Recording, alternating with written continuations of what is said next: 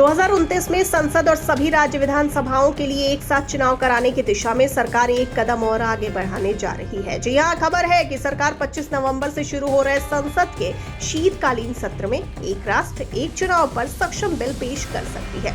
विपक्ष खासकर कांग्रेस से बातचीत करके आम सहमति बनाने के प्रयास के बाद विधेयक पेश किए जाएंगे। महत्वपूर्ण बात है कि संवैधानिक संशोधनों को आगे बढ़ाने के लिए विपक्ष और गैर एनडीए दलों के समर्थन की आवश्यकता होगी। सूत्रों ने संकेत दिया कि विधेयकों को रामनाथ कोविंद के नेतृत्व वाली समिति की रिपोर्ट के साथ पेश किया जाएगा। समिति ने वन नेशन वन इलेक्शन की सिफारिश की थी।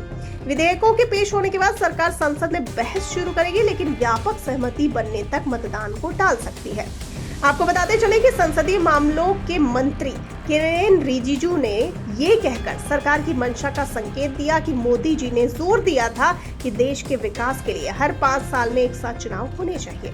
उनके आग्रह के आधार पर कोविंद पैनल का गठन किया गया और प्रस्तुत रिपोर्ट को केंद्रीय मंत्रिमंडल ने मंजूरी दी।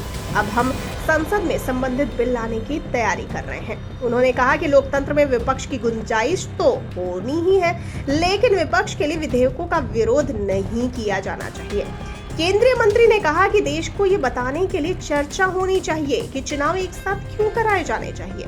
पहले प्रस्तावित संविधान संशोधन विधेयक में सेक्शन 83 लोकसभा की अवधि और सेक्शन 172 राज्य विधानसभाओं की अवधि में संशोधन करके सेक्शन 82A के तहत संशोधन की आवश्यकता है। कोविंद पैनल ने कहा कि इस संशोधन के लिए राज्यों द्वारा अनुसमर्थन की आवश्यकता नहीं है।